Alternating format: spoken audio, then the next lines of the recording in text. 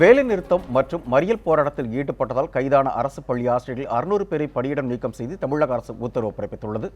இது தொடர்பான கூடுதல் விவரங்களை நமது செய்தியாளர் பிரசாத்திடம் விவரங்களை கேட்கலாம். பிரசாத், எத்தனை பேரை பணியிடம் நீக்கம் செய்து அரசு உத்தரவிட்டுள்ளது? அது குறித்து விரிவான தகவலை பதிவு செய்க. 8வது நாளா இன்னைக்கும் தொடர்ந்துகிட்டு இருக்கு ஜாக்டோஜியோவின் போராட்டம். ஆனா இந்த போராட்டம் இன்னைக்கு பாத்தீங்கன்னா பெரிய அளவுல நீர்த்து போகிறதுக்கான வாய்ப்புகள் தான் தெரியுது.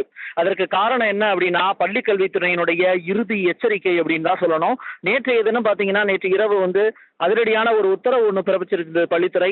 நாளை காலை 9 மணிக்குள் ஆசிரியர்கள் அந்தந்த மாவட்ட முதன்மை கல்வி அலுவலர்களுக்கு SMS-லோ போன்லயோ நான் வர்றேன் அப்படிங்கிற தகவலை பதிவு பண்ணிடணும் அப்படிங்கிற ஒரு அதிரடியான அறிவிப்பை கொடுத்திருந்தாங்க. அந்த வகையில பாத்தீங்கன்னா இன்னைக்கு சென்னை மட்டுமல்லாம தமிழகத்தின் பிற பகுதிகளில் இருக்கக்கூடிய அரசு பள்ளிகள் மற்றும் அரசு உதவி பள்ளிகளில் இருக்கக்கூடிய ஆசிரியர்கள் அந்தந்த மாவட்ட முதன்மை கல்வி அலுவலர்களுக்கு தகவல் தெரிவித்து பள்ளிகளை நோக்கி போயிட்டு இருக்காங்க.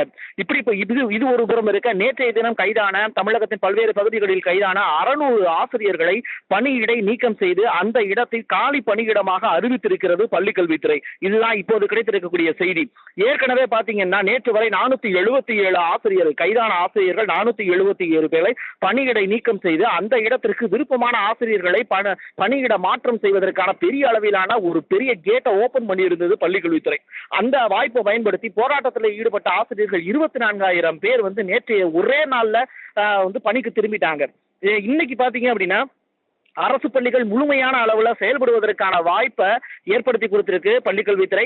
எந்த விதமான நடவடிக்கையும் கிடையாது, துறை விதமான நடவடிக்கையும் கிடையாது. இன்னைக்கு காலையில 9 மணிக்குள்ள ஸ்கூலுக்கு பள்ளிக்கு வந்துட்டீங்கன்னா எந்த விதமான நடவடிக்கையும் கிடையாதுன்னு சொல்லியிருக்காங்க. அந்த வகையில பாத்தீங்க அப்படின்னா ஒருபுறம் தற்காலிக ஆசிரியருடைய பணி நியமனம் அப்படிங்கிற ஒரு பெரிய ஒரு வார்த்தை, 2வது ஆசிரியர்கள் இன்னைக்கு காலையில SMS மூலியமாவும் போன்ல மூலியமாவும் தகவல் சொல்லிட்டாங்கன்னு 32 மாவட்ட முதன்மை கல்வி அலுவலர்கள் மூலியமாவும் நமக்கு தகவல் வந்துகிட்டு இருக்கு.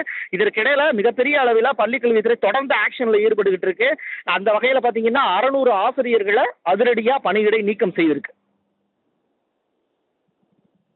பிரசாத், நீங்க சொன்னது போல தற்போது வரைக்கும் 600 ஆசிரியர்கள் மீது நடவடிக்கை எடுக்கப்பட்டிருக்கு. அதாவது 600 ஆசிரியர்கள் பணியிடை நீக்கம் செய்யப்பட்டிருக்கிறார்கள். இப்போது மற்ற ஆசிரியர்கள் மீது என்ன மாதிரி நடவடிக்கை எடுக்க அரசு முடிவு செய்திருக்கு? அது குறித்து ஏதாவது அறிவிப்பு வெளியிட்டிருக்கிறதா தமிழக அரசு?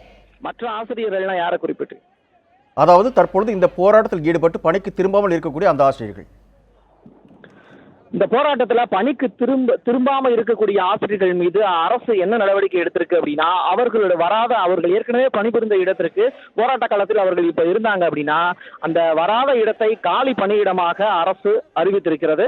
அந்த இடத்திற்கு தற்காலிக ஆசிரியர்களை நியமிக்கும் பணிகளை அரசு செய்திருக்கிறது. இந்த தற்காலிக ஆசிரியர்கள் அனைவருமே நெறிமுறைகளின் கீழே வர்றாங்க. என்னென்ன நெறிமுறைனா, அந்த இப்ப மாநகராட்சி பள்ளியாகட்டும் நகராட்சி பள்ளியாகட்டும் இந்த அரசு பள்ளிகளுக்கு அருகாமையில் இருக்கக்கூடிய அவங்களுடைய வீடு இருக்கணும்.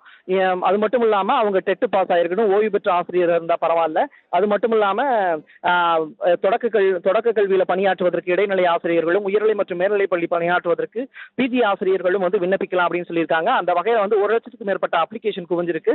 அதன் அடிப்படையில தற்காலிக ஆசிரியர்கள் அந்த காலி பணியிடங்களுக்கு விண்ணப்பித்து இன்னைக்கு பணி ஆணை பெறுவதற்கு தயாரா இருக்காங்க.